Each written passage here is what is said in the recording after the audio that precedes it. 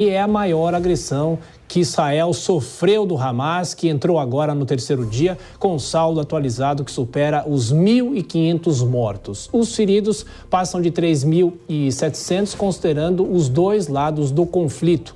A guerra forçou o primeiro-ministro Benjamin Netanyahu a convocar um número sem precedentes de reservistas. A faixa de Gaza está sob cerco e, nesse momento, a gente abre o Jornal Jovem Pan com o nosso editor de internacional, Marcelo Favalli. Favalli, bem-vindo mais uma vez às últimas informações. Nesse momento, na faixa de Gaza, 6 horas a mais, apenas, claro, luzes vermelhas que a gente pode observar, mas quais são as últimas informações sobre os ataques nesse terceiro dia? Bem-vindo mais uma vez.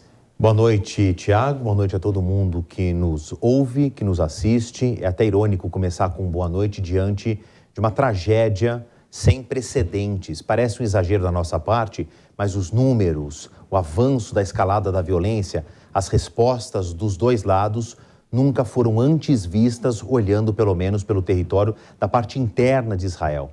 Israel lembrava os 50 anos de uma guerra, de uma agressão entre o Egito, a Síria, completava 50 anos quando houve, então, esse princípio de uma violência. A diferença entre os dois episódios eram os agressores externos e agora tem um agressor dentro do próprio território, um vizinho ali, cujas disputas, elas se estendem por décadas e tem uma relação religiosa secular.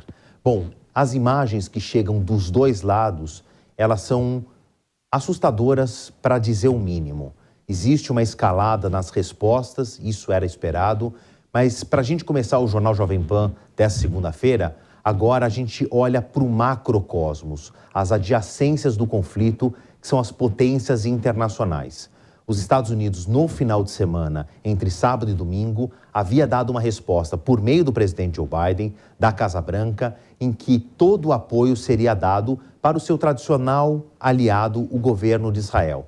Pois bem, os Estados Unidos já deslocaram um porta-aviões equipado com caças, equipamentos militares à disposição. Eu estou falando de armamento e munição.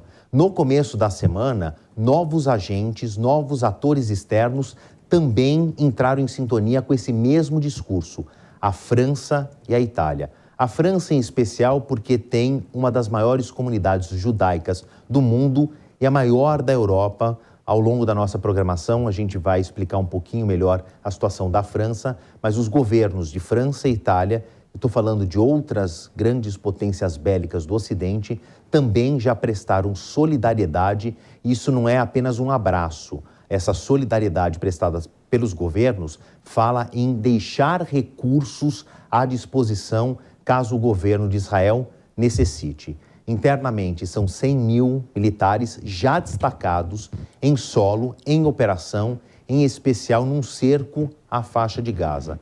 300 mil homens e mulheres uniformizados, estou falando de militares de todos os rankings, de todas as patentes, à disposição do Exército, pré-convocados, pré-avisados para entrar em combate a qualquer momento. Por isso que eu repito, olhar para esse conflito e usar a expressão sem precedentes não é exagero de nenhuma parte. Vamos olhar para o Hamas, que foi quem deu o primeiro passo, o agressor.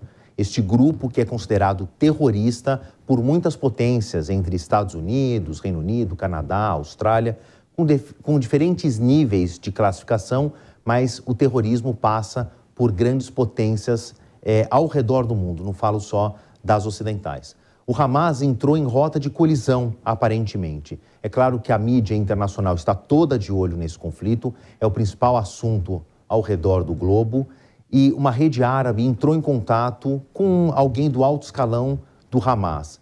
Havia indicado a possibilidade de uma discussão de trégua, mas mais recentemente, uma informação que chegou para a gente pela agência francesa France Presse, diz o seguinte, que um outro escalão, um outro alto comissário dentro do Hamas, baseado em Doha, disse que não há negociações, a princípio, sobre os reféns, que é um importantíssimo componente nessa guerra, e a gente também vai tratar com detalhes ao longo da nossa programação.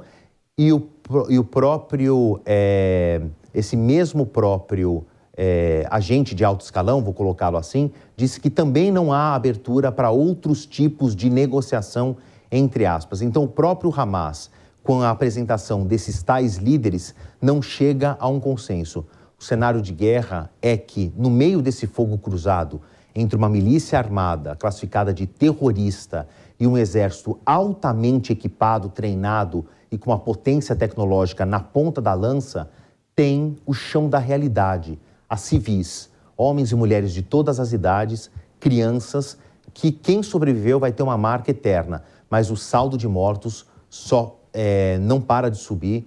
E a gente tem, inclusive, notícias cada vez mais drásticas a respeito de corpos que foram encontrados num kibbutz, que é uma espécie de uma comunidade, remonta aí à criação de Israel há 75 anos atrás. Nesta segunda-feira, a notícia de que mais um kibbutz foi localizado, que havia sido bombardeado pelo Hamas e havia pelo menos 100 corpos encontrados nesse local. Então, por isso, o salto do saldo de vítimas, né? Quando a gente tem a atualização das vítimas, há saltos nessa atualização e os números tendem a crescer, o que é muito trágico.